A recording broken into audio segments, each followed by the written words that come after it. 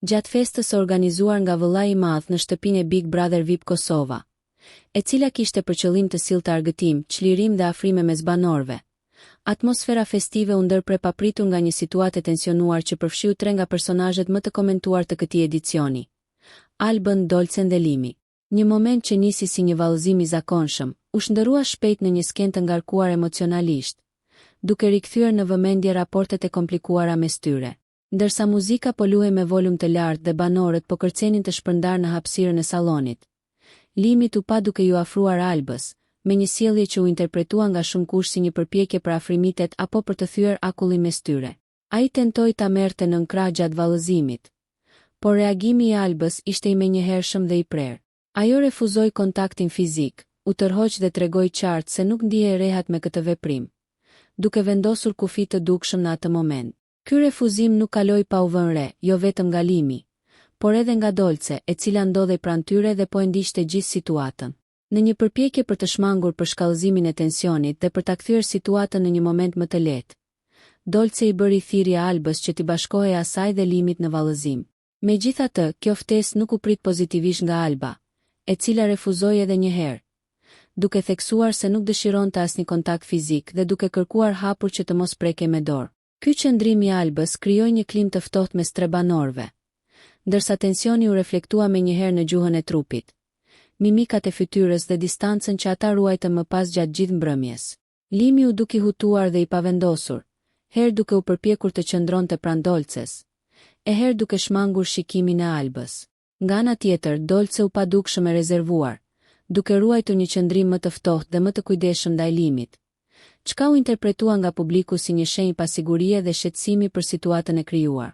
Ndërkohë, Alba zgjodhi të distancohej plotësisht nga dyshja, duke mos u përfshirë më në asnjë ndërveprim me ta gjatë festës.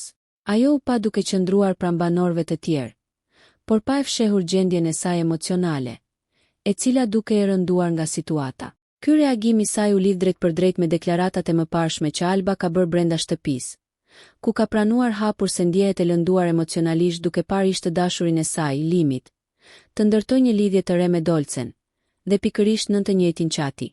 Situata bëhet edhe më ndërlikuar për faktin se marrëdhënia mes Dolces dhe Limit ka qenë shpesh në qendër të vëmendjes, me afrime, keqkuptime dhe diskutime të shumta.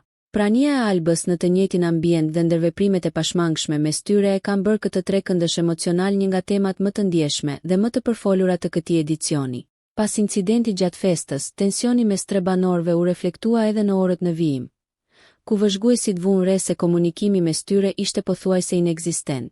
Shikimet e shmangura, heshtja dhe distanca fizike treguan qartë se situata nuk ishte sqaruar dhe se emocionet mbetën të pasgjidhura. Ky episod ka ndezur menjëherë reagime të shumta edhe jashtë shtëpisë së Big Brother VIP Kosova.